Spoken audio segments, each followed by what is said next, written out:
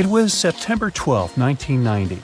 In those times, way before instant messaging and Zoom calls, a little girl was looking for pen pals. Zoe was aboard a ship from England to Belgium on vacation with her parents. She was only 10 years old at the time, but was a very clever schoolgirl. She took a piece of paper and started putting some words together. She introduced herself, Hello. then wrote about how she liked ballet and playing the flute and the piano. Of course, she couldn't help but mention her two adored pets, a little hamster she called Sparkle and her fish Speckle. She also put down the address at which she could be reached in case someone was interested in writing back to her. But alas, she was at sea. Oh. Who could she send this message to? An interesting idea came to her mind. She carefully placed her letter in a plastic bottle, tightly closed the lid to protect it from the water, and threw it into the sea. The little girl's excitement faded away over the years as she didn't receive a response. Maybe the bottle got stuck somewhere. Maybe it was swallowed by some big, scary sea creature. Or maybe the water actually poked through the plastic cap and destroyed her message. Many years later, on Christmas, a letter for Zoe was received at her parents' house under her maiden name. The postage signaled that the message was from Europe.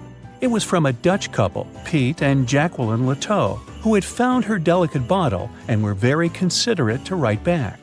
They pointed out that they had found the letter among the debris thrown at the shore by the sea. Zoe's letter had been stranded for a staggering 23 years at sea and traveled for more than 350 miles to reach its final destination near Rotterdam in the Netherlands. That's quite a voyage for a small plastic bottle. A story similar to that of Zoe is the strange connection between two little boys. A little German boy named Frank Uzbek was on a boat traveling to Denmark when he got the same idea as Zoe. He was 5 years old at the time he put together a message and threw it into the unknown. The year was 1987. He got his response years later when he was 29. His letter, just like the one Zoe would send a couple of years later, had been at sea for 24 years. His message was found by a boy named Daniel Korotkin while he was on a walk with his parents on the Koronian Spit near the Baltic Sea. Daniel was lucky that his father knew enough German to translate the message. The unlikely friends eventually met via video call in 2011. Not all message-in-a-bottle stories have been explained away. In 2013, a Croatian surfer came across a damaged bottle while near the Adriatic Sea. The message it contained dated back to 1985, and it was from a man named Jonathan. The sender was eager for his letter to reach a woman named Mary, and he also expressed his keenness for her to respond. Since the letter was supposedly sent from Nova Scotia, the bottle had to have traveled a mind-boggling 3,700 miles. The message went from the Atlantic Ocean, entered the Mediterranean Sea, and reached the Adriatic shores in Croatia. The identities of neither John nor Mary were ever discovered. There are also messages in a bottle with wonderful love stories to share. This was the case for Ake and Paulina Viking. When Ake, a lonely Swedish sailor, placed a letter in a bottle and threw it in the Mediterranean Sea, he had no idea the piece of paper would eventually reach his future wife. This was in the early 1950s. The bottle was found by an Italian man who was inspired enough to give it to his niece, Paulina. After a year of back-and-forth letters being exchanged, Ake and Paulina eventually met and got married. Having decided to share their story with the world, they became somewhat of a celebrity couple for the time. They even shared video footage of their wedding with the world, and their story was featured in a bunch of newspapers. This fortunate event started a movement between young people looking for love, increasing the number of messages being thrown out at sea in search of a fairy tale ending. Not all the stories that started out like this eventually worked out, though. In 1945, an American named Frank Hayostak placed a similar message to that of Ake's in a bottle and threw it in the waters. Almost a year later, his letter was found by an Irish woman. Her name was Brenda O'Sullivan. Their years of correspondence soon caught the attention of the media at the time, but their friendship never flourished because of the added pressure. They eventually met in person when Frank traveled to Ireland, but he didn't stay for long, and they eventually got out of touch with each other. After Titanic met its strange ending, many bottles containing secret messages started to surface. Almost all of them proved to be counterfeited, apart from one letter. Years after Titanic had sunk in the icy Atlantic waters, a bottle was found on the Irish shores. It was supposedly from a man named Jeremiah Burke, and to this day, it is considered to be the only genuine message in a bottle originating from Titanic. The piece of paper simply stated the sender's name and the location, the Titanic, accompanied by the word goodbye. Since the date has washed away, it's difficult to estimate whether the note was sent before or after the ship had hit the iceberg. The common understanding is, however, that since Jeremiah was looking to relocate to the U.S., he was merely sending his last symbolic regards to his family and friends back in Ireland. This simple way of meeting and sometimes corresponding with people has turned into a hobby for a man from a Canadian province named Prince Edward Island, located east of the U.S. state of Maine. This man, Harold Hackett, claims to have sent over 4,000 bottles into the Atlantic Ocean since 1996. He also claims to have received many responses from all over the world, including letters from people in Europe, like France and Germany, but also from the Bahamas or even Africa. This unlikely pastime earns him about 150 Christmas cards from his pen pals each year. To this day, he refuses to add his phone number to any of his letters. This way, he ensures that if people ever want to contact him, the only means of doing so is via a written letter. He's also studied the best times to send the messages in the water based on the direction of the winds and the currents. Now, some bottles spend a whole lifetime at sea after being cast away by their sender. It was the case for a British man that wrote a message and placed it into a bottle before throwing it in the English Channel in 1914. His name was Thomas Hughes, and he wanted to direct the message to his wife, but was polite enough to write a letter to whoever got their hands on the bottle first, asking them to redirect the piece of paper accordingly. The bottle didn't reach his wife, since it was found 85 years later on the Essex coast. The man that stumbled upon the bottle was kind enough to reach out to the family and place the message in possession of Thomas's daughter. And 85 years isn't the longest time for a small bottle to be cruising the waves. A scientist named Hunter Brown was studying currents in the North Sea when this idea came to his mind. He placed the same message in almost 2,000 bottles and requested the unlikely recipient that they write back with the location of their discovery. He thought this method would help him better understand the layout of the North Sea currents. A bottle was found about 11 miles from its original departing location after 97 years. To this day, more than 300 of the original bottles relating to Hunter Brown's project eventually made it to the shore. Not all of the messages that were found in bottles got replied to via physical letters. Oliver van de Walle threw a bottle containing a letter on the English coast while he was on vacation with his family. He was 14 at the time. 33 years later, a woman reached out on Facebook claiming she had gotten his message and tracked him down through his social media profile. At first, he hardly remembered having placed the letter in the bottle, but he eventually recounted the events, even the fact that he sealed the bottle with candle wax to make sure it was leak-proof. And then there's Christina Aguilera and her bottle. No wait, hers is about a genie in a bottle. Okay, never mind. At 11:40 p.m., the Titanic made contact with an iceberg in the North Atlantic Ocean. Many artifacts were found and restored, like parts of the ship, jewelry, and dining plates, to name a few. It took approximately 3 hours for the ship to be completely submerged in the remote icy water. The night was cold and very much alive. The orchestra was playing music as they enchanted the guests on board. Everyone was excited to arrive in America. It was still considered an amazing feat for a ship to cross the Atlantic back in 1912. But as the day went ahead, there was an atmosphere of impending doom for the captain and his crew. No one else felt it, though.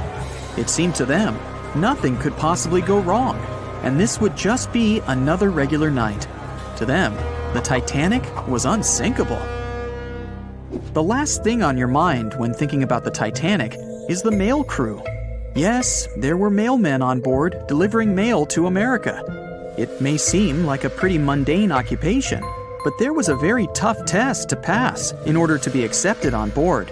And only a few top candidates would qualify, and those few would get shortlisted and accepted.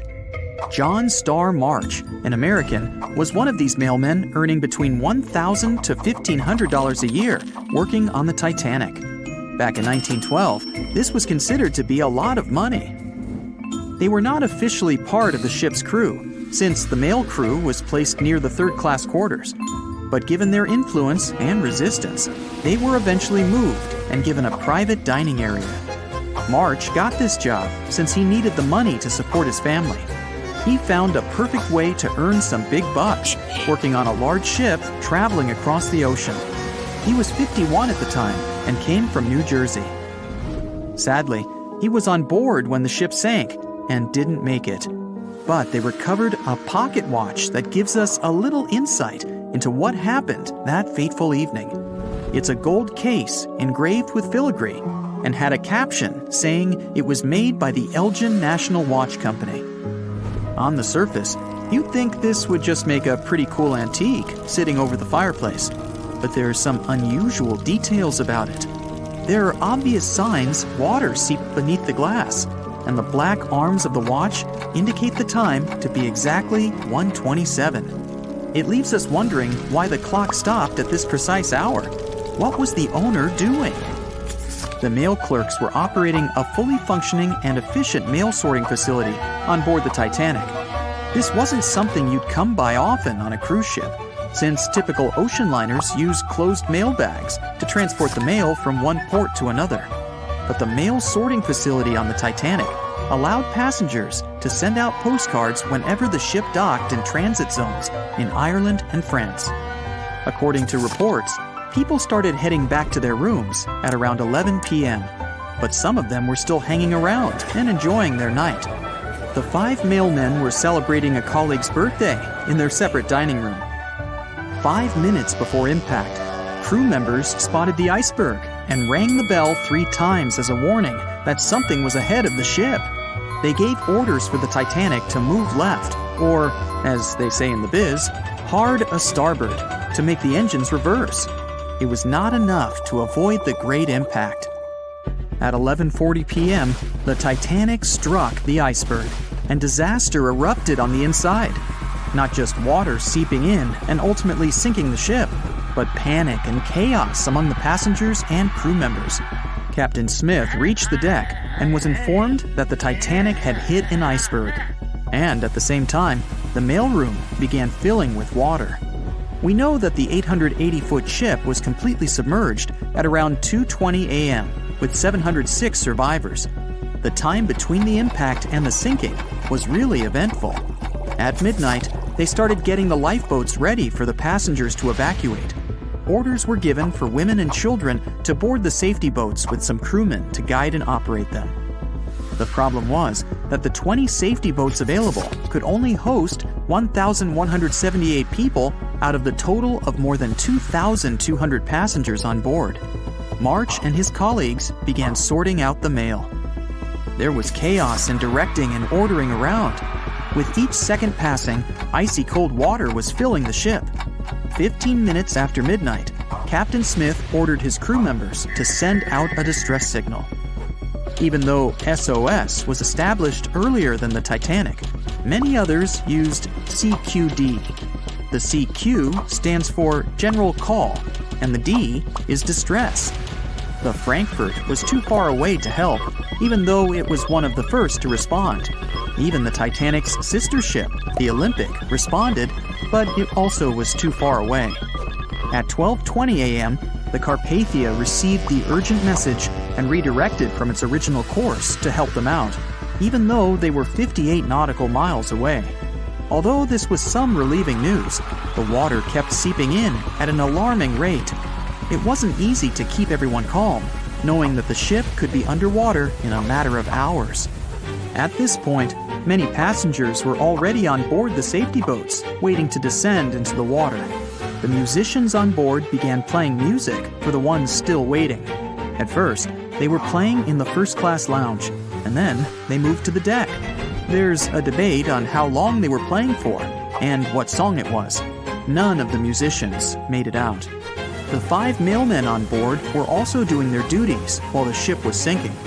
According to a ship officer, the mailroom was already covered in water above the ankles, and the mailmen were busy trying to save as much mail as they could. March was one of them. There were bags of mail floating around. They started with the registered mail. Witnesses of the Titanic sinking reported the mailmen were putting bags of mail on the deck to keep them from getting wet until help arrived. They also mentioned bags of mail were floating about in the freezing water. It wasn't until 12:45 a.m. when lifeboat number 7 on the left side of the ship was lowered onto the water. Even though it had room for roughly 65 people, only 27 people were inside. Many of the safety boats carried fewer passengers than their maximum capacity allowed. The crew were worried that the boats would capsize if so many people were on them. Some reports suggest that some people even refused to board the safety ships, sticking with the claim that the Titanic was unsinkable. At the same time, they fired up one of the 8 distress rockets in the air, but it didn't get them any help. At 12:55 a.m., the second and third safety boats were descended to the waters with 2 male passengers jumping on board. 5 minutes later, another safety boat was lowered with around 39 people. At this point, water entered the base of the grand staircase. In the next 20 minutes, more safety boats were lowered, most of them underloaded. Still no help. The Carpathia was still on the way. Panic was growing, and tensions were rising. There was a lot of anger for people being left behind. At around 1:30 a.m., things were getting out of control. The organized boarding of passengers to the safety boats stopped. March's watch stopped 3 minutes earlier, which could mean he was part of the scuffle between crew members and passengers. It took 3 hours for the Carpathia to arrive. March wasn't among the survivors. His watch proved to be one of the essential findings lost in the wreckage of the Titanic. It was eventually returned to March's 2 daughters, and now it's in one of the collections of the National Postal Museum. March was a man who did what he had to do in the worst circumstances. Time was a precious commodity for the people on board the ship, and this watch proved valuable to learn more about the tragic yet inspiring stories of the Titanic. April 14, 1912. The Titanic crashed into a huge iceberg and sank. Yep, we've covered that. But what if this time we use the ice to bring the ship to the surface? This requires several thousand feet of wire mesh and a lot of liquid nitrogen. Our goal is to put the Titanic in a huge block of ice that will raise the ship to the surface. Now to do this, you need to wrap the wreck in a wire mesh and cover it with liquid nitrogen. The first problem you face is the inability to wrap the ship completely. You need to somehow lift the ship a little to put the mesh under it. Let's say that by some miracle you manage to do so. Next, you need to transport hundreds of large tanks of liquid nitrogen. You're underwater, opening the tanks, and it's so cold that the icy water of the Atlantic Ocean looks like it's boiling. The nitrogen just sizzles, dissipates, and certainly doesn't create a block of ice around the mesh. Alright, new attempt. Raise the Titanic with the help of huge magnets. For this, you need a large cruiser and some powerful magnets. You attach thick cables to the magnets and lower them to the bottom. Bright projectors illuminate the black ocean depths. Parts of the wreck are visible. The magnets descend lower and cling to the iron hull of the ship. The cruiser pulls the cables and magnets up. Some of them detach from the Titanic as the iron surface is covered with reefs and corals. Some parts of the wreck break away from the ship and rise. The power of the cruiser is not enough. One of the cables is torn. Not only the weight of the individual parts of the Titanic, but also the colossal water pressure interferes with the operation. The sunken ship can't be raised completely, only its small parts. In reality, there has already been an attempt to raise the Titanic in parts. The $5 million operation failed. Nylon slings were attached to a large part of the wreck. The other ends of the slings were connected to the diesel engines. For the entire operation, they used a mini submarine. A piece of the Titanic weighing 21 tons was pulled up, but one of the slings broke because of the strong water pressure. Then, one by one, the other cables began to snap, and a huge piece fell back to the seafloor. By this time, all the participants of the rescue operation had run out of food supplies, and it was far from the nearest shore, so they decided not to make a second attempt. A book was written and a movie was made about how the Titanic was lifted with compressed air. In reality, no one even attempted this operation. To do this, you'd need several hundred large cylinders of compressed air. At first, you install them inside the Titanic's hull and wait for them to pull the ship to the surface. As soon as you lower the cylinders under the water, they immediately float upwards. This greatly complicates the operation. You need to fasten the cylinders with cables and pull them down to the bottom using a powerful submarine, or better yet, several of them. Because of the high pressure, the cylinders might burst. In this case, the blast wave would hit other cylinders and provoke a catastrophe. Too expensive and unsafe. The most expensive and complex plan to raise the Titanic is probably the one where scientists somehow extract hydrogen and oxygen from the ocean water. Then, these extracted elements must fill special containers. Those containers are attached to the ship, and the Titanic would rise to the surface. Even if you extract oxygen and hydrogen from millions of tons of water, the rest of the ocean water will replace it. A machine that will be capable of such filtering should cost billions of dollars. Or you can come up with a chemical element that will use a chain reaction to purify all the water. In this case, the entire world ocean will be left without vital oxygen. Someone once suggested blowing up the Titanic. You'd need to lower several boxes of dynamite to the ocean floor. The boxes must be completely sealed to prevent the dynamite from getting wet. Next, you need to run several miles of wire conducting an electrical current to them. Once all this is done, you sail to a safe distance. Now, you're going to press the button to pass the current through the wire and activate the dynamite. 3, 2, 1, stop! Why would you do this? Even if it works, the wreckage of the Titanic will be scattered in all directions on the seabed. It will be impossible to lift the Titanic from the ocean. Imagine a huge hook that can fetch the Titanic and lift it from the bottom like a fish. This hook must be huge to pick up a sunken ship. Let's say you created it. Next, you're on a huge cruiser, sailing up to the crash site and lowering the hook down like an anchor. It falls right on the Titanic but doesn't cling to it. You need special equipment to attach a bus-sized hook to the Titanic. It would include a huge submarine with mechanical arms. To build such a device and make it work under enormous pressure is already next to impossible. But let's say you finally managed to hook the Titanic. It's then you realize the cruiser doesn't have enough power to lift the ship, weighing more than 50 tons, and the hook that adds about 10 tons more. To complete your task, you'll need a few more cruisers and a few extra $1 million. Once hot wax cools, it hardens and floats on the water surface. What if we deliver it to the ocean floor and pour it inside the Titanic? This may work, given that wax is not an expensive material. So, you melt the wax, pour it into strong tanks, and pull them to the bottom with the help of a submarine. The tanks can withstand enormous pressure, and the submarine has enough power to lower the wax to such a depth. The containers are placed inside the Titanic. Through a remote control, you open the containers, but the wax doesn't pour out. The deeper you go, the colder the water gets. While you were delivering the containers to the ship, the wax was cooling down and getting solid inside. Several containers are pressed against the top of the ship, but it's not enough to lift the Titanic.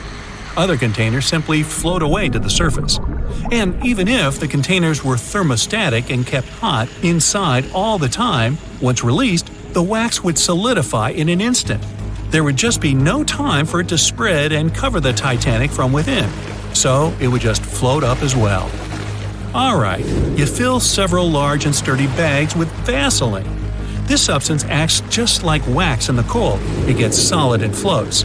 You want to put bags all over the Titanic and just wait for the Vaseline to bring it up. You load the bags into the submarine and descend to the ocean floor. Some parts of the ship can't be reached because of the clinging corals. You decide to unload all the bags in one place, but as soon as you take Vaseline out of the submarine, the bags tear due to the strong pressure. Solid pieces of Vaseline float up, pushed by the water. Mission failed. The craziest idea is to fill the Titanic with millions of ping-pong balls. Small plastic balls filled with air should push the ship to the surface. But as soon as you start to lower them to the bottom, the plastic immediately flattens and all the air from the balls pops out. You can deliver the balls inside a submarine, but once you put them inside the Titanic, the pressure will crush them again. Also, you can create balls made from strong ultralight material and fill them with air. In this case, you will need much more money. As soon as you put the balls inside the ship, some of them will immediately slip through the holes in the ship, and the remaining ones won't be enough to lift the wreck weighing more than 50 tons from the bottom. Well, to study the Titanic, you don't need to go down to the ocean floor. On the internet, you can find a detailed 3D map that shows the wreck site, as well as the ship itself on the seabed. To get a realistic picture of the Titanic, researchers used sonar technologies and underwater robots, which took more than 10,000 pictures of the sunken ship. So, what do you think? Leave it alone? Yeah, me too. We've heard so much information about this terrible tragedy that happened on the night of April 14, 1912. What really caused the disaster? Could the Titanic passengers have been saved? Was the ship cursed? All these questions still remain unanswered. So this time, let's not focus on the tragic side of the event, but on the fantastic stories of people who miraculously managed to survive that day and what happened to them in the future. As you know, when Titanic crashed into the iceberg, the ship's crew first evacuated the women and children. But among the passengers, one woman remained on the sunken vessel and survived after it went underwater. Her name was Rhoda Abbott. She and her 2 sons lived in England and had been living there for 2 years before they decided to return home to Providence, Rhode Island. Rhoda bought 3 third-class tickets for the most modern and unsinkable ship of that time. The whole family slept in their cabin on that ominous night from April 14th to 15th. They didn't feel the jolt and got up only after the steward knocked on the door. He asked them to wear life jackets and go to the upper deck. Then, along with other third-class passengers, they waited in line to board the lifeboats. The crew members allowed only women and little kids to go further. Still, the brothers negotiated with the team and walked their mother to the lifeboat. All 3 went to the last lifeboat, but the crew asked the sons to leave since not all the women had been evacuated.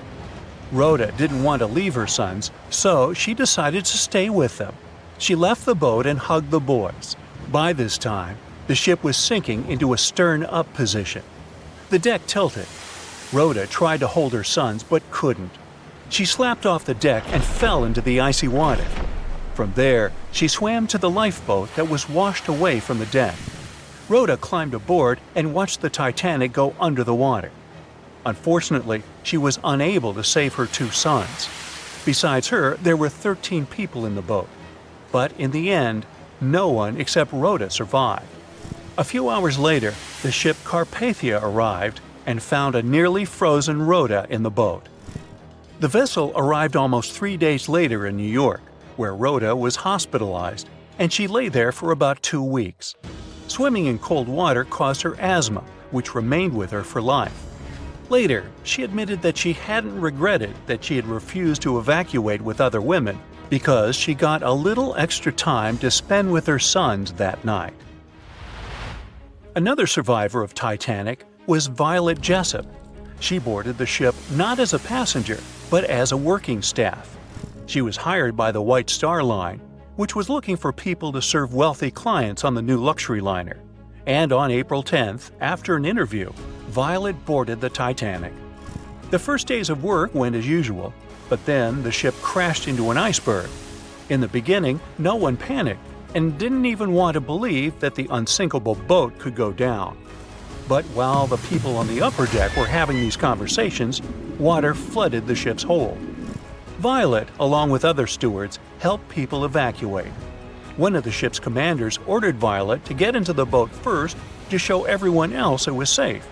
She obeyed and spent several hours there until rescuers came for the survivors. But the most exciting thing in this story was that before the Titanic, Violet had already been in another shipwreck. The ship where she worked as a steward collided with another vessel at sea. All the people were saved, and Violet got a job on the Titanic a few years later. But even after the famous shipwreck, she didn't change her profession and went to the Britannic Floating Hospital. And you know what? It also sank. Violet managed to survive for the third time, but this didn't scare the girl. After all these events, she continued her work on other ships. She survived 3 shipwrecks and got a name for this: Miss Unsinkable.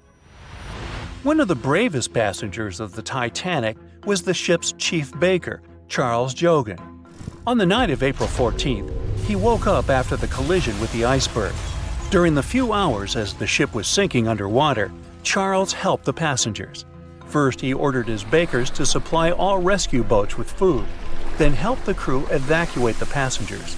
He was one of the last people left on the ship when all rescue boats were on the water. But still, he continued to save people's lives.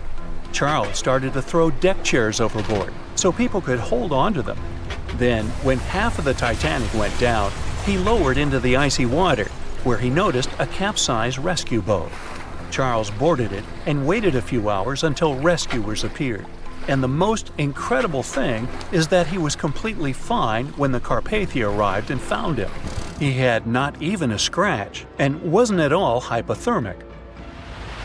Among the Titanic's surviving passengers was Margaret Brown, known as the unsinkable Molly Brown.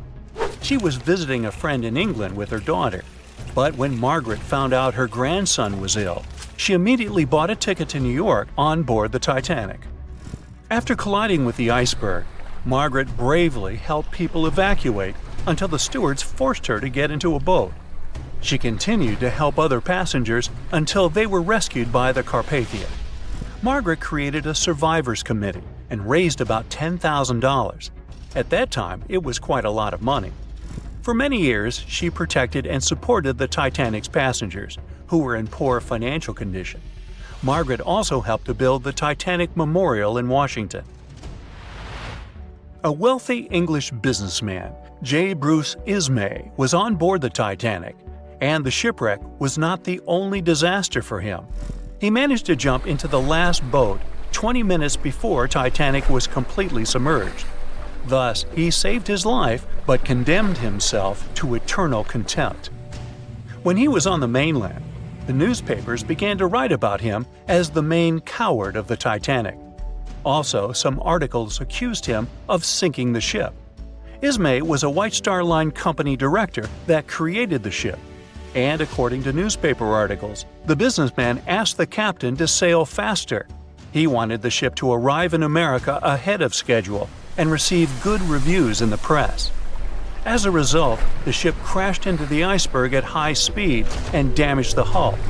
Nobody proved the businessman's guilt. Almost all of the criticism of Bruce Ismay was concentrated in one newspaper.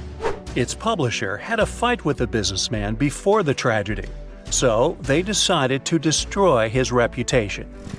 Britain organized an independent investigation, which concluded that Ismay did nothing wrong. Yeah, he jumped into the last boat, but only after all the women and children were evacuated. However, the investigation didn't help to clear his reputation. In England and America, many friends and colleagues turned away from him. For many years, Ismay compensated the families who lost someone on the Titanic. The most famous passengers of the Titanic were an orchestra of 8 musicians. In the beginning, there was no panic when the ship collided with the iceberg. Many refused to get into the boats, as it seemed to them that it was safer on the Titanic. Others were sure the breakdown on the ship would soon be repaired. Some people didn't believe the ship could sink. A minor panic began when everyone realized a catastrophe was imminent. To calm the people down a bit, the 8 musicians from 2 ensembles started playing music. Survivors said the orchestra played until the very end. Fear for their lives and the nearness of the end didn't confuse the valiant men. Unfortunately, they didn't survive, but a memory about them was written in history forever, and their musical instruments became world-famous artifacts and very valuable items at auctions. On April 10, 1912, crowds gathered at Southampton Beach to wave off what was, at the time, the world's largest and most prestigious ship, the RMS Titanic. The cost of the most expensive first-class parlor ticket was $4,350. That's around $70,000 in today's money. But barely 5 days after steaming away, the ship was swallowed by the Atlantic Ocean. So let's rewind and go back to what actually happened on that fateful night. The captain wanted to set a speed record for the ship's maiden voyage and arrive early. The ship was deemed unsinkable, so he went full throttle into the dark Arctic waters. After spotting the 100-foot iceberg, the crew desperately tried to steer the vessel away and avoid the collision, but the Titanic was traveling too fast, and the iceberg tore down the side of the ship, creating a huge opening in the hull. It wasn't a continuous rip, and damage was caused in several places. In total, the damage spanned along an area of around 300 feet. But the ship's designers had prepared for the prospect of a collision and added watertight compartments down each side of the ship to act as a buffer zone. 4 of these compartments could be breached, and the ship would still stay afloat. But because the iceberg tore down the side of the Titanic, it ripped holes in 6 compartments. The compartments didn't extend up the total height of all decks and weren't actually sealed at the top. This is why, when more than 4 were flooded, water reached over the top of the bulkheads and filled the remaining compartments, causing the ship to sink into the ocean. Think of it as water spilling over an ice cube tray. But what if the collision was head-on? Would it still have sunk? Ships are designed with potential crashes in mind, and most vessels have collision bulkheads in the bow. Most of all, it's like your car's bumper or crumple zone. It's a safety feature that can withstand a direct hit. The bow could have taken some of the impact, and some experts have suggested that if it hit head-on, only 2 to 4 of the watertight compartments would have been flooded. So, in theory, the Titanic might not have sunk, and it might have even been able to continue sailing to its final destination at a much slower speed. The force of impact would likely have been huge, though. But although passengers would have been injured by the force, they'd have been able to stay on the ship to wait to be rescued by other ships, rather than being forced into the icy waters of the Atlantic. Still, one of the Titanic's designers, Edward Wilding, suggested that the force of the impact might not have actually been that big. He told the British Inquiry that lots of people scarcely felt the collision, and he believed the ship would not have sunk if it did hit the iceberg head-on. The ship was also designed with remotely operated watertight doors between all compartments, so any floods could have been quickly sorted out. Because Titanic had 6 breaches from the side collision, and because it happened so quickly, sealing the doors wouldn't have made a difference, as it was essentially impossible to save it by that point. The ship immediately began to flood, with water pouring in at a rate of roughly 7 tons per second, 15 times faster than it could be pumped out.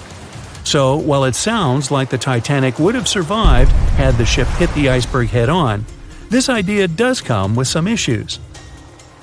First off, the collision bulkheads were designed to survive a crash with another ship, not a giant iceberg. If 2 ships collided, both would absorb some of the impact in their bulkheads, sharing the impact and likely staying afloat. But an iceberg is stationary, meaning that Titanic would absorb most of the energy from the collision. If Titanic hit head first, because of the speed it was traveling, the impact would have likely traveled down the whole body of the ship. Just imagine a 46,000-ton ship traveling at around 20 knots. At some point, it hits an iceberg that weighs what could be over 100,000 tons. This collision would likely create a powerful force causing massive damage to the vessel. It is likely that seams would split, staircases would come tumbling down, and rivets would burst open across the ship. All that would have potentially flooded even more compartments. This could have caused Titanic to sink in a matter of minutes rather than hours.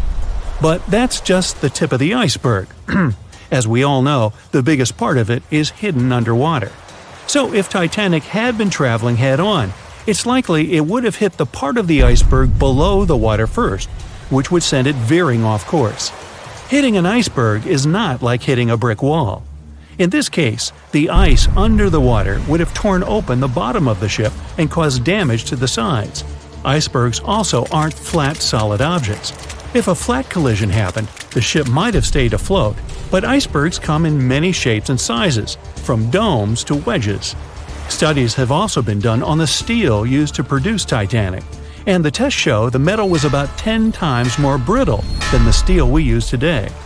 The ship was built before we understood the effects of low temperature on steel. The old steel used to make the vessel would not bend when faced with freezing temperatures, but break. Recovered pieces of Titanic's hull plates show that the hull just shattered on impact.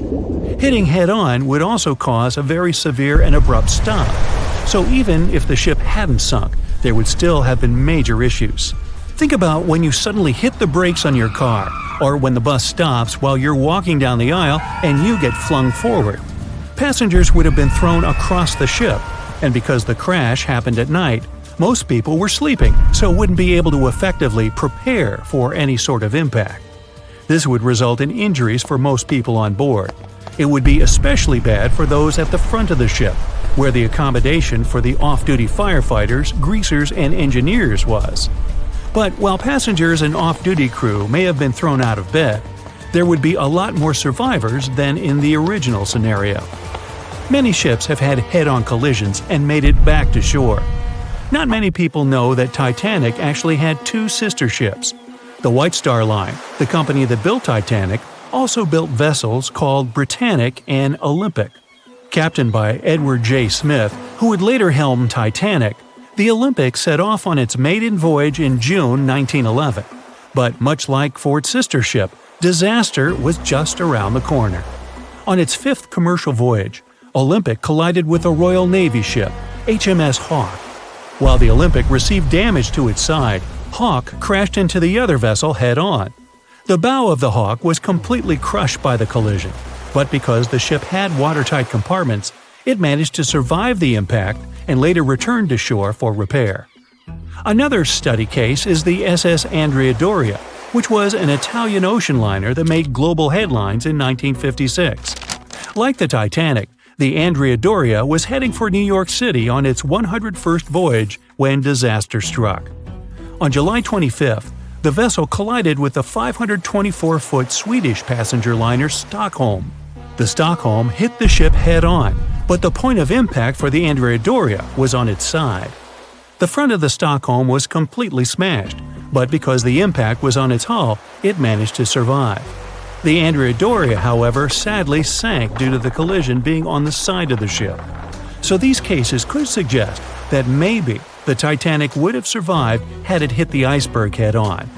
But we have to remember that the Titanic hit the thing full speed, whereas both the Olympic and the Andrea Doria were traveling slower. The lookout shouts, "Iceberg right ahead!" The Titanic strikes the ice. Water starts flooding in. Third-class passengers are locked up. There aren't enough lifeboats for everyone. Panic sets in. Violins are playing. The ship sinks. Well, we all know the story of the movie Titanic like the back of our hand by now. But what if I told you that Hollywood lied to us? To tell the real story of what happened that freezing night in 1912, we need to rewind a bit. The lookout shouts, "Iceberg right ahead!" Yep, that part was true. Just before 11:40 at night, Frederick Fleet noticed something darker than the sea directly ahead. As the ship got closer, he realized it was an iceberg. The engines were quickly reversed and the ship turned sharply. Instead of hitting it head-on, Titanic scraped along the side of the berg, sprinkling ice on the forward deck. If you remember, in the movie, Jack and Rose are having a romantic moment when they feel the ship shudder after hitting the iceberg. Everything shakes as if they were in the middle of a light earthquake. Some real-life passengers reported feeling something similar after the impact, but according to Titanic survivor Frank Prentice, it wasn't exactly like that. He said there was no impact as such, and it all felt more like slamming on your car brakes. The ship stopped, and that was that. Some people even slept right through the collision, confirming that there wasn't such an abrupt impact. Mr. Prentice, curious about what had happened, left his cabin and went out to the deck. When he got there, All he could see was a little ice on the surface, not the towering iceberg that Jack and Rose saw. But as we all know by now, the real damage happened below the waterline, where the iceberg had a jagged spur that slashed a 300-foot gash in Titanic's hull. Once the crew realized how severe the damage was, they immediately began sending distress calls to nearby ships, asking for help. At some point in the movie, the radio operator goes to the captain and says there is only one ship nearby, the RMS Carpathia, which later ends up rescuing many passengers. But in real life, there were more ships around. It's believed that the SS Californian was only about 23 miles away. This ship might have actually seen the Titanic sinking, or at the very least, seen its rockets exploding high in the sky. Yet, for reasons we will never fully understand, they didn't try to help. Let's get back to the story. Now, people need to get off the ship. At 12:45, lifeboat number 7 was the first to be lowered. Just like in the movie, women and children were told to go first. But in reality, some women were hesitant and even refused to get into the lifeboats. Mr. Prentice said this happened mainly for 2 reasons. First, these lifeboats were high and passengers were terrified of the 70-foot drop from the deck to the ocean below. And second, most women didn't believe the Titanic would actually sink. It was called unsinkable after all. So the idea of getting into a lifeboat seemed pointless at the time. This mindset probably explains why Eloise Smith, a first-class passenger, recalled that there was no panic or chaos at first. Other survivors backed this up, saying that no women or kids were crying. But one thing that was indeed concerning, at least for the crew, was the possibility that the lifeboats might buckle under too much weight. This is one of the theories why the first few lifeboats left carrying only a fraction of their full capacity. Like lifeboat number 7, which only carried 27 people in it, even though it could hold up to 65.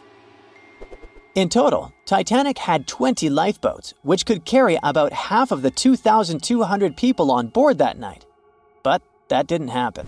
And now we know the passengers had no idea there weren't enough for everyone. As women were calmly getting into the first lifeboats, musicians headed up to the deck. Their only goal was to play and keep the passengers calm. That's a pretty well-known fact. But the real story is that some survivors said they never saw or heard the band. No violinists whatsoever. It's not like Hollywood misled you though. The musicians did play for over 2 hours after the ship had hit the iceberg. So maybe these passengers were just too panicked to notice the songs, or the musicians started playing later than we think. Now, it's time to talk about the terrible treatment that third-class passengers received. The movie portrayed the crew as cruel, locking the less fortunate below deck like animals, giving them no chance to reach the lifeboats and save their lives. But the official inquiry into the disaster suggested that wasn't true.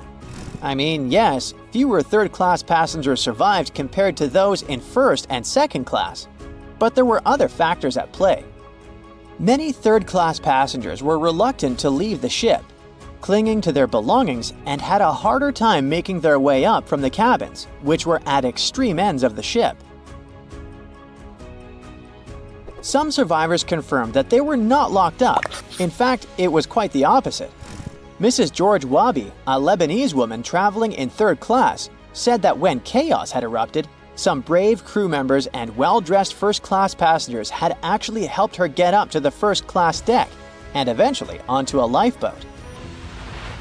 At first, the Titanic was sinking slowly, bit by bit. Passengers reported seeing the water rising and hearing pops and cracks.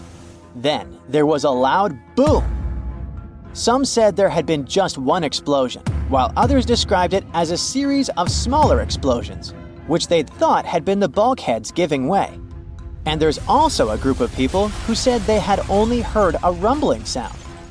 So not everyone agreed on the sound they had heard, but one thing is a fact. By 2:18 in the morning, the lights on Titanic went out, and the ship plunged into complete darkness. As the bow continued sinking, the stern rose out of the water, putting immense pressure on the middle of the ship. This caused the Titanic to break in two. In James Cameron's movie, this moment is pretty dramatic, with the ship sinking almost straight down into the water. But in reality, the break probably happened at a much lower angle, likely just below the waterline. Even so, it tilted enough that people couldn't stay on their feet and started sliding into the water. One interesting thing is that it wasn't until the wreckage was found in 1985 that it was finally confirmed the Titanic had broken apart. Up until then, survivors had given conflicting stories. At least 8 survivors claimed they had seen the ship split. Emily Ryerson, a first-class passenger, described it as if the Titanic had been sliced in half with a knife. But there was also a small number of witnesses that insisted Titanic had gone down intact. At the time, this theory was more accepted because most people still didn't believe that the supposedly indestructible ship could break in half. So why the conflicting reports? Okay, so what you don't see in the movies, for obvious reasons, is how incredibly dark it was when the tragedy happened. It was like being in a room with no light, where you can only make out shapes and shadows. That's what it was like on the lifeboats. This means passengers couldn't really see what was happening, and most of those who were close to the ship either lost their lives or were too focused on trying to survive to pay attention to the details of the wreck. Although James Cameron's film didn't fully capture how terrifyingly dark the disaster truly was, the 2012 TV series Titanic did a better job of showing the pitch-black horror of that night. Even then, the reality was much darker and more terrifying than either of these two productions could portray. In the Titanic movie, you won't see any fumes above the fourth funnel of the legendary ocean liner, and it's not a mistake. Back in 1911, the year before the Dream ship's departure, large ships would mostly sail with 4 chimneys. They needed those to draw heat and fumes from their massive boilers. The Titanic was a real engineering gem that only needed 3 chimneys to function. So the fourth was added for balance and more impressive looks. The White Star Line thought the public would have been disappointed to see only 3 pipes on the greatest ship of all time. The Titanic's sister ships, the Olympic and the Britannic, also had 1 fake funnel each for the same reason. The dummy chimney wasn't completely useless and served for ventilation. It took out the fumes from the machine spaces in the lower decks and from one of the first-class general rooms. 1 big ventilation funnel, instead of several small ones, helped to declutter the upper decks and left more open space for passengers to enjoy their strolls. When Titanic went down, the funnels, each weighing 60 tons, went down with the rest of the ship. They were made extra tall to make sure the passengers weren't covered in the suit being ejected. Their height and weight let them stay in the upright position. The forward funnel, followed by the others, fell only when the ship went for the final dive. Those chimneys were much lighter than the bow, so they spread among other debris. The light material they were made of flattened once it hit the bottom, and the iron-eating bacteria living deep down took care of it later. The bow of Titanic remained intact when it hit the seabed, but the stern was completely mangled. When the famous ocean liner hit that iceberg, things got really messy. It took the future movie star a whole 2 hours and 40 minutes to submerge completely. The collision let water flood 6 out of 16 watertight compartments. As the water gushed into the starboard side, the ship started to tilt down in the front and a bit to the right. By midnight, the damaged compartments were spilling water into others, and it was chaos because these compartments were only watertight horizontally. Soon enough, water started flooding through the anchor chain holes, and by 2 a.m., the bow was sinking, and the stern's propellers were lifted out of the water. The ship kept flooding until the moment the bow went underwater, and the stern shot up almost 45 degrees. The weight of those massive propellers stressed the ship's midsection. The steel just couldn't handle it and failed. Survivors described that moment as some loud noise, like breaking china or falling gear. That was the Titanic's upper structure giving in. By 12 past 2 a.m., the bow and stern were only connected by the inner bottom structure. Minutes later, the bow, weighing almost 16,000 tons, broke loose from the stern. The stern rose sharply to an almost vertical position and started sinking slowly. By 2:20, it disappeared underwater. The bow was cruising down at about 13 miles per hour and had hit the ocean floor almost a half an hour before the stern. The two parts of the Titanic now lie 2,000 feet apart, pointing in different directions. The bow remained mostly intact, just covered in mud. The stern turned into a tangled wreck because of the implosions it went through during the descent. The air trapped within the structure just couldn't handle the increasing pressure of the water deep down. Signal rockets played a big part in the Titanic's tragedy. When a ship goes down, you're supposed to shoot up red flares to signal trouble. But someone decided to stock Titanic with white lights instead of the usual red ones. So when the ship smacked into that iceberg, the crew fired off white flares. The SS Californian was passing nearby, and his captain knew the Titanic was in a dangerous iceberg zone. The crew didn't spot the sinking Titanic, but they sure saw those white rockets. The radio between the ships was useless because the Californian's operator switched it off. The captain had a gut feeling something was off, so he flashed a Morse code light signal at Titanic. But he received no reply because the Titanic had already gone underwater. There was another ship, Samson, sailing alongside the Titanic. It had plenty of illegally hunted frozen seal meat from Canadian waters abroad, so it was sailing with lights off to remain unnoticed. When they saw the Titanic's white rockets, they thought it was the Coast Guard and zoomed away. Samson didn't have a radio, so they couldn't find out about the ongoing disaster. The crew got the news about Titanic only when they got to the coast of Iceland the following month. There have been many theories to explain the Titanic tragedy, and one of the recent ones says that there was a fire involved. An Irish journalist went full detective for decades, digging into the mystery, and stumbled upon a game-changer. He came across a photo album that had been hiding from the public for a century after the tragedy. In the pictures, taken at the Harland and Wolff shipyard in Belfast, Northern Ireland, just over a week before the liner sailed, you can clearly see a massive 30-foot black spot on the ship's hull. Maloney researched the photos and eyewitness testimony from the time and claimed that a fire spontaneously broke out inside of one of Titanic's enormous coal bunkers. It was raging for a whole 3 weeks and messed with the metal, critically weakening a crucial segment of the ship's hull. Back then, most ships had just one hull, so it was the only skin the Titanic had. That's why the iceberg managed to punch a hole through the ship so easily. If it hadn't been for the fire, the Titanic might have shrugged off that iceberg collision. The company operating the liner knew about the fire, but they decided to conceal that fact. They didn't want any negative stories in the press as they faced some serious competition in transatlantic voyages. The Titanic was sold out, so they stocked up on coal and made it sail. The moon might have also played a role in the sinking. Our satellite heavily affects tides on the Earth. The closer it is to our planet, the stronger the tides are because of the increasing gravity of the moon. Back in 1912, the moon was so close it made several glaciers in Greenland break apart. Massive chunks of ice that broke off from the glaciers started floating south. The supermoon event came just 6 minutes after a spring tide. During new and full moons, the alignment of the moon, the Earth, and the Sun makes their combined gravity reach its peak. And the day before, our planet had come the closest to the Sun that year, which made the gravity even stronger. This mixture of events created perfect conditions for one of the most powerful tides in history.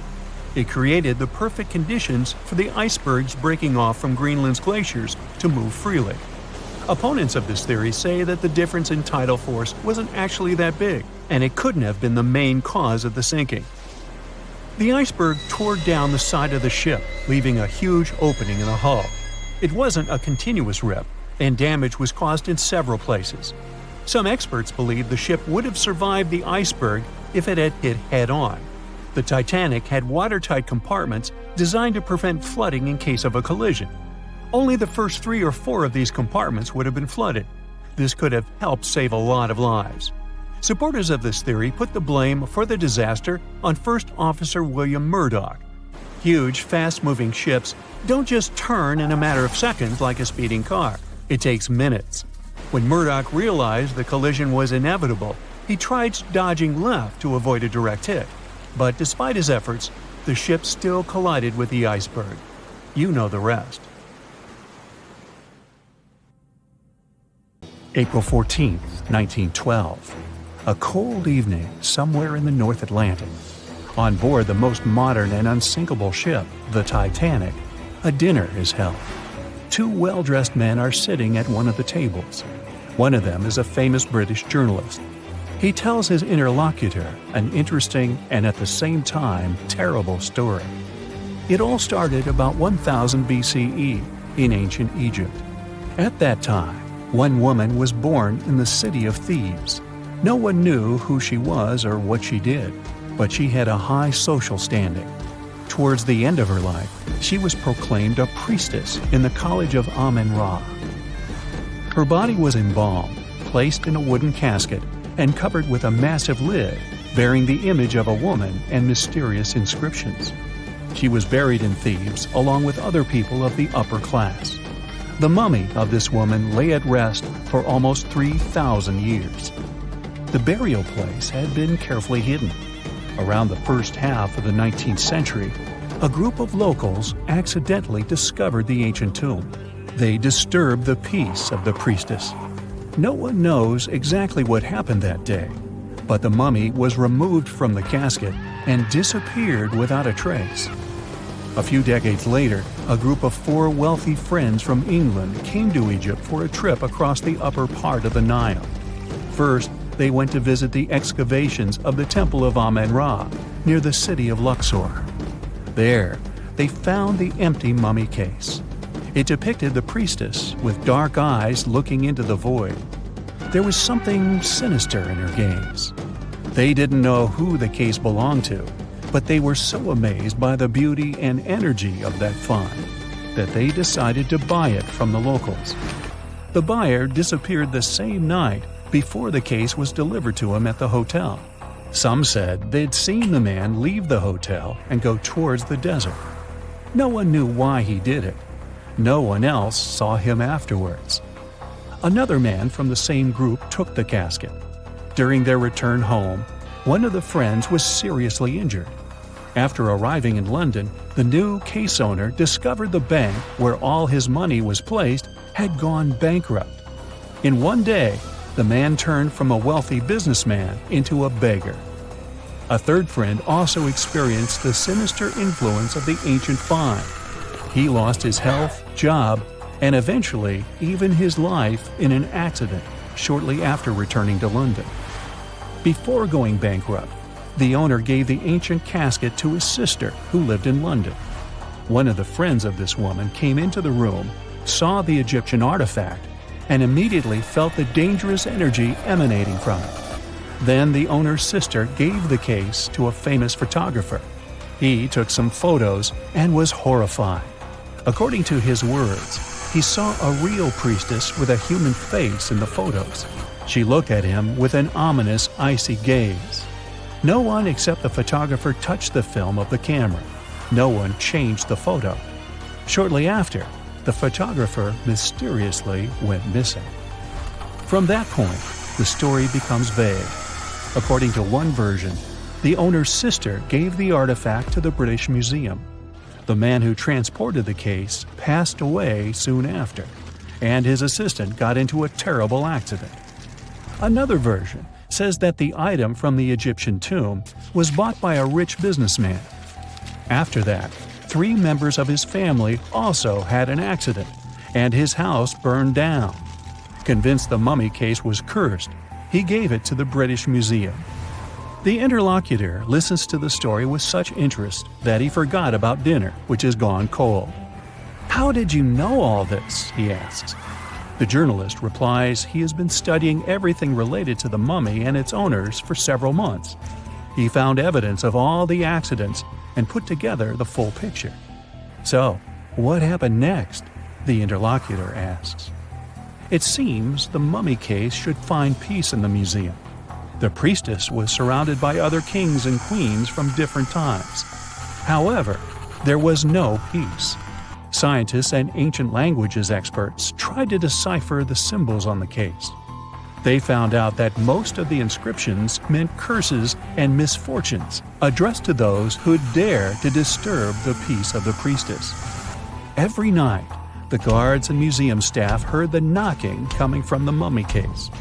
The knocking was accompanied by crying and screaming. Also, someone scattered other exhibits all over the hall every night. Everyone soon came to believe that the priestess's spirit continued to use magic forces. Then, one private collector became interested in the case. He bought it from the museum, not for his collection, but to try to expel the spirit of the mummy from the artifact. It's not known in what ways he tried to do this, but he failed. Then, he managed to sell the mummy case to a rich American archaeologist. That guy decided to move the mummy to New York. And what? What happened next? The interlocutor asks with interest. That's it. End of story, the journalist answers. What do you mean? What happened to the mummy? Where is it now? The journalist looks at the interlocutor with some excitement. She's here. She's on the Titanic, he says. The interlocutor looks scared and confused. But the journalist confirms the sarcophagus is here. He doesn't doubt it because he saw it with his own eyes. After dinner, they go to their cabins. The journalist lies down but can't help thinking about the mummy. He tries to convince himself that everything he has found out about the priestess is a myth. There is no curse. The moment he finally falls asleep, he feels a slight push. A few minutes later, a crew member knocks on his cabin door. He informs that all passengers must go to the upper deck because something has happened to the ship. The journalist goes out into the fresh air and sees a huge crowd of people. There's no panic yet. Someone says that something has happened to the engine. Others say it's just a precaution. The journalist immediately understands everything. The ship is sinking. The priestess did it. In less than an hour, the Titanic completely went underwater. One legend says the priestess influenced the captain of the ship. The crew members didn't dare to put such a valuable cargo in the hold. Therefore, they placed the box with the artifact near the captain's bridge. On that fateful night, the captain decided to look at the casket with his own eyes. After that, his behavior became weird. They said the spirit clouded his mind. When the ship entered the territory filled with icebergs, he refused to slow down, despite the requests of the crew. The sarcophagus may still lie at the bottom of the Atlantic Ocean even now, with the priestess finally having found her peace. Okay, this story is nothing more than a legend. There's no record or evidence that the Titanic was carrying any kind of mummy or sarcophagus. The legend appeared a couple of years after the disaster. At that time, there were many theories about what happened to the Titanic. The ship sank because of secret agencies. ETs attacked the Titanic. The Titanic was sunk specifically to get money for the insurance company. Such crazy theories were very popular among audiences. One of these theories was developed by a well-known newspaper. Journalists published an article about the cursed mummy on board the Titanic. The rest picked up the legend and it became popular. One of the reasons why people believe in such things is hidden in human psychology. Any fake legend tells something secret, things that people don't or shouldn't know about. When a person reads this, they feel special because now they know a terrible secret. This sense of self-importance is the reason for the popularity of conspiracy theories. Well, it is also important to note that all these theories are really interesting. By the way, the mummy from this story actually exists, and it's in the British Museum. More precisely, there's only a wooden lid from the sarcophagus with the image of a woman. It's still unknown who it belonged to. The identity of the last owner is also unknown. It's only known the exhibit was transferred to the museum at the end of the 19th century. There, she was called the Unlucky Mummy. The museum staff reports that it doesn't bring any misfortunes. The screams and knocking from the lid are just a myth. You can come and see the exhibit yourself with your own eyes, if you dare, of course. It was 11:39 at night when the Titanic's lookout shouted, "Iceberg, right ahead!" Swift action on the bridge to reduce speed and change the ship's course didn't help, and you already know how the story ends. Since then, we've regarded what happened to Titanic as a once-in-a-lifetime event. Is it though? The Titanic sank in 1912. Forget about fancy GPSs or weather satellites. At the time, ships were responsible for warning each other about the location of icebergs, like a "hey man, trust me on this" situation. Then the Titanic disaster happened. To call it a disaster is an understatement, so specialists felt the need to form an organization to avoid this kind of accident happening again. That's why, a year later, they created the International Ice Patrol, or IIP for short. Up to this day, this group has been responsible for giving ships advanced warnings about ice threats. IIP improved their methods over the years, from ship reports and aircraft patrols to satellite images. Recently, they've also been using oceanographic buoys, floating devices providing real-time information about ocean conditions up to 164 feet below the surface to predict the potential drift of icebergs. Luckily, IIP is doing an excellent job in reducing ship iceberg collisions. But don't get too comfortable, because even the most advanced detection equipment can't entirely avoid an unfortunate situation. Between 1980 and 2005, there were 57 incidents involving vessels and icebergs.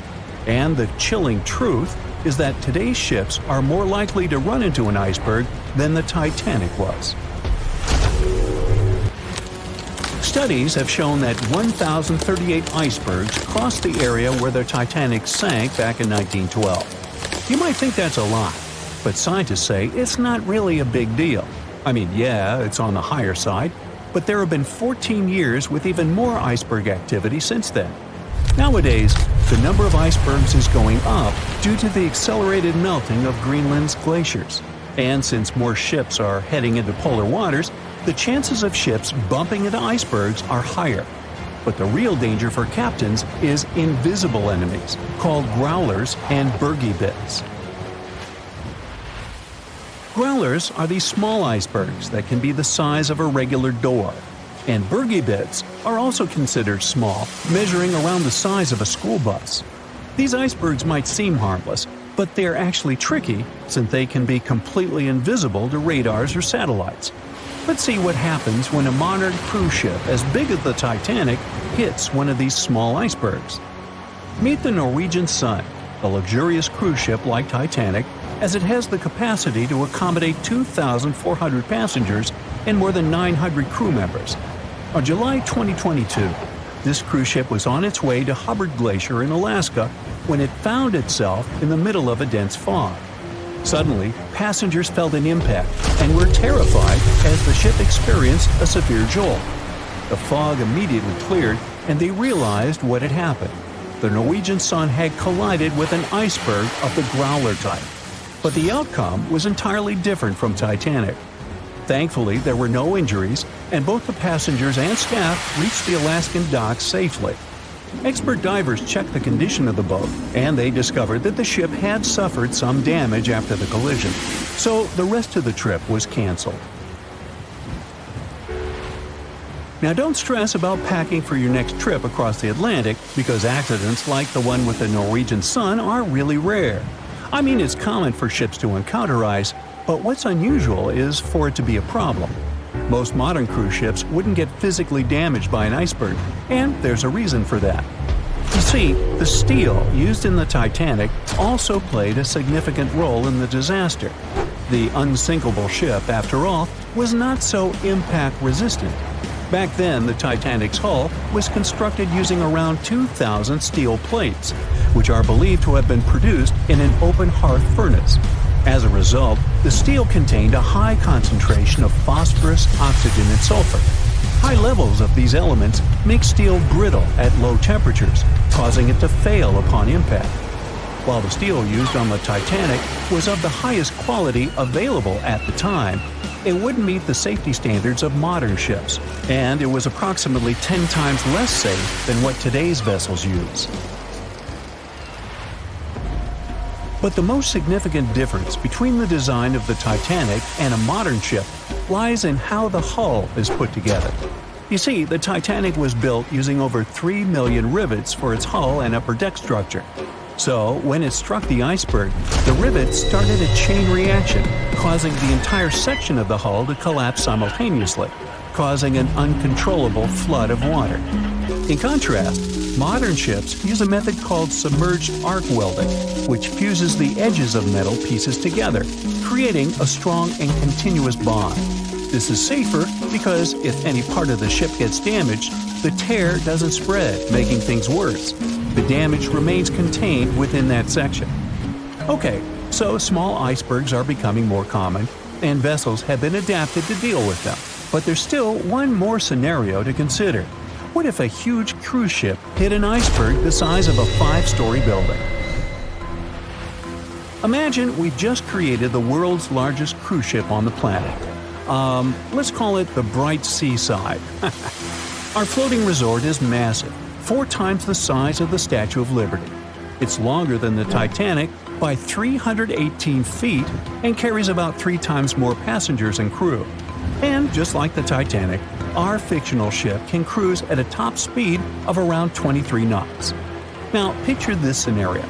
The Bright Seaside is cruising at full speed in freezing waters. It's the middle of the night, and the captain doesn't realize that all the iceberg detecting equipment on board isn't functioning. It stopped working 3 days ago. It's very foggy out there, and the lookout also fails to spot a 45-foot tall iceberg. If that whole situation played out, and the ship smacked into the iceberg head-on, well, it could potentially lead to a sinking. But you can see how unlikely that is, right? That's why experts are quite confident in saying that ice isn't likely to sink modern cruise ships. It's also worth mentioning that safety measures have improved a lot since Titanic. A modern large vessel can take days to sink, which provides enough time to keep everyone safe. Crews are definitely better prepared to handle evacuation procedures, and passengers should also go through safety training before cruising. I know, it is annoying to do that when all you want to do is drink a lemonade or some other beverage by the pool. But, all these safety tips are what saved the MS Explorer from becoming a modern Titanic. You see, back in 2007, all 154 people on board this Antarctic cruise ship managed to get into lifeboats after the ship hit an iceberg. Now imagine their panic as they waited for help for 4 hours. The crew did an excellent job in keeping everybody safe, no doubt. But a report that came out 2 years later said that the MS Explorer accident had happened because of the inexperience of the captain, who had pushed the ship too fast into a wall of ice in the freezing waters of Antarctica. That means that no matter how much tech a ship's got or how fancy its materials are, if you've got a careless captain and a crew that doesn't know how to handle an iceberg hit, yep, a disaster similar to Titanic could happen again. But hey, you shouldn't stress over it. Trust the professionals and keep in mind the odds. In the last 30 years, the MS Explorer was the only cruise ship that sank thanks to an iceberg, and everyone survived. So kick back and enjoy your sea vacation. John watched on in disbelief as he drifted away on a piece of wood. In the freezing waters of the Arctic, slowly drifting away. John looked upon the vessel he had worked and lived on as it raised its enormous bow high into the sky, then broke in half, causing a sound that only a crack of lightning could replicate. Distraught and dumbstruck, believing that he, and he alone, knew the dark truth behind the demise of the unsinkable ship, the Titanic. 5 days earlier, as the Titanic set sail on its maiden voyage, John worked hard alongside his mates in the coal bunker, stocking up the coal to feed the Titanic's mighty furnace. They had stocked and stored more than John had ever witnessed on any other ship he'd worked on. But this was the Titanic, the grandest ship to have ever sailed the seas. On the Titanic, there could never be too much coal. As they left Belfast and pushed toward Southampton, there was a large bang below decks that went unnoticed. The furnace was roaring and the turbines were spinning, pushing the Titanic forward at a quickened pace. The crew cheered as the vessel moved forward, unaware of the loud, concerning noise. Arriving in Southampton, Greg came aboard, amongst hundreds of other passengers. With 13 years at sea, His vast experience included the role as a quartermaster on 6 previous ships. Ready for a new challenge aboard the greatest vessel ever made, he was looking forward to this next challenge of his career. Greg came with a wealth of experience, especially with sailing through the Arctic. His role was vital within the crew, understanding the seas around the North Pole. He would be a key lookout as they set to cross the perilous path of the Iceberg Alley. Greg had some concerns regarding the voyage. The Earth's orbit was remarkably close to the Sun and the Moon, causing higher tides. This would make icebergs more prominent, drifting them further away and towards the route of the Titanic as they journeyed to New York.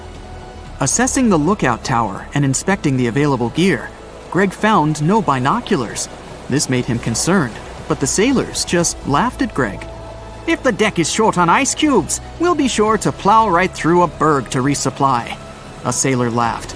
Greg didn't share this sentiment. Eager to find out why they had been left short-handed on equipment, since he had such a vital role on the ship, Greg inquired further. Sadly, the officer with the keys to the binocular supply cupboard had been removed from the crew at the last minute. Greg couldn't believe something of this importance had been overlooked. For such a mighty ship with so many people aboard and crossing in a particularly perilous path, this just didn't make sense. But not wanting to be fined for breaking into the ship's property, Greg let it slide, hoping that they wouldn't need the binoculars in the end. Ultimately, if there were icebergs expected, a warning call would be made to the captain, informing of any concerns. Little did Greg know that a warning had been received, notifying of the dangers that awaited. But the telegram didn't provide the required prefix, which would have ensured direct delivery to the captain. So, the critical warning was just overlooked. John and his crew below decks prepared for departure, stoking the engines. He noticed an essence of thick exhaust, far too heavy than what would be expected from the furnaces. The crew searched throughout the lower decks. Following a thorough search, they managed to locate the cause of the exhaust. It was an ignited pile of coal within a coal bunker. Unknown when it had ignited, a buildup of coal had clearly been smoldering, slowly growing in size. The amount of smoldering coal was concerning. The alarm was raised, alerting an officer to review the matter. The officer assessed the damage and confirmed with the captain that it was deemed to be of little concern, as only minor damage had been caused. John was unsure of this assessment, as he knew that in confined spaces, surrounded by iron bulkheads, an oven-like environment arises that intensifies the heat with time. But the Titanic would power forward, making no sense to John as they had only just departed from Southampton. He was sure they would have turned back.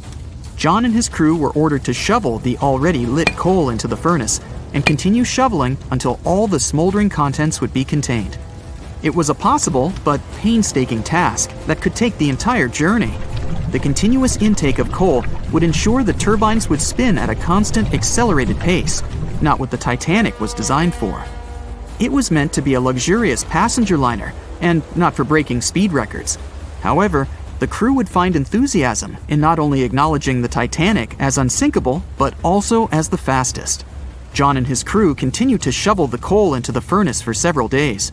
The temperature within the bow was becoming hotter every day. The bulkhead's contained heat was so severe that it became weak at the seams in the iron walls and rivets. "2 more days, lads, just 2 more days!" John was laughing, trying to raise the spirits of his mates as they were working tirelessly. But as they were all laughing, joking, and looking forward to dry land, they unknowingly approached their final destination.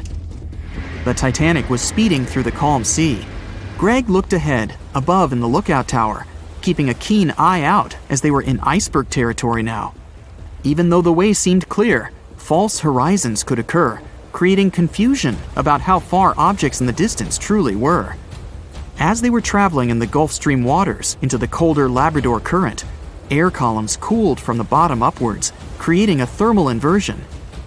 This incredibly high air pressure ensured fog wasn't present, providing a deceptively clear outlook. But the thermal inversion can also create optical illusions, showing the horizon further away, appearing higher in the distance, or masking whatever objects that could come before it. These false horizons could easily hide any icebergs that could be approaching. Greg knew the perils of a calm sea in the Arctic, preferring the rough waters, where it's easier to detect icebergs within waves. Peering from the lookout, Greg was looking towards the dark abyss ahead. Suddenly, within 1 mile directly in front, a formidable image quickly emerged from the dark waters surrounding. "Iceberg, right ahead!" Greg yelled to his mate, who quickly called to the helm and directed them to steer hard to starboard. The helmsman received the call. In the heat of the moment, he turned the wheel counterclockwise. He then realized he'd turned the wheel the wrong way and quickly went in the opposite direction. The ship aimed towards the iceberg, veering to the port side whilst reducing speed. Although there was a delay in turning the wheel, since there was a short distance from the signal and the fast pace that they sailed at, it may not have made a difference. As they approached the iceberg, it appeared as though they'd miss it, but over 87% of an iceberg is underwater. And as they came along the side, the hidden ice underneath hit the port side bow, piercing the side of the hull with a 12-square-foot tear. The ship shook, with all aboard aware that something was amiss. Amongst the confusion and fear, they were oblivious of the damage. As they gathered their bearings, 6 out of 16 compartments were quickly filling up with seawater. The hull could only withstand 4 compartments filling before sinking.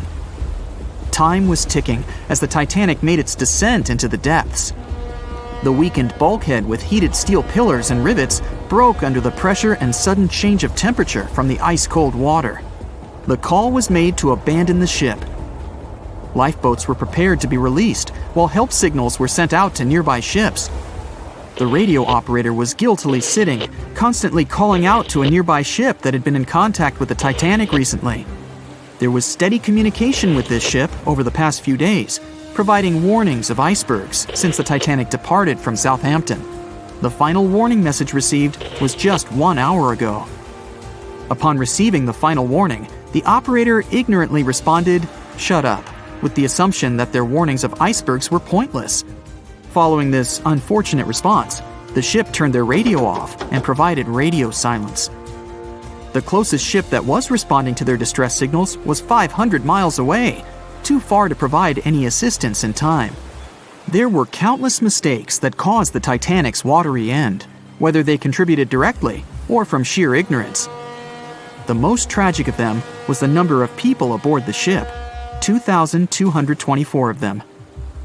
There were only enough lifeboats provided to rescue 1,178, barely half of the people. It seems like we all cried watching the heartbreaking goodbye of Jack and Rose from the Titanic.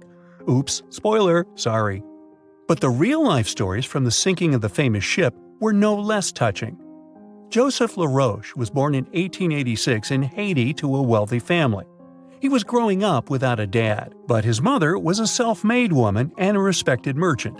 His uncle was the head of his country. Joseph was fluent in French, Creole, and English. At the age of 15, Joseph realized he wanted to become an engineer. There were no engineering schools in Haiti, so he moved to France to get his education. The journey took him a whopping 83 days. Still, in his student years, Joseph met Juliet in a suburb of Paris through a mentor. They soon became friends, and then it grew into something bigger. The couple decided to get married. There was only one problem.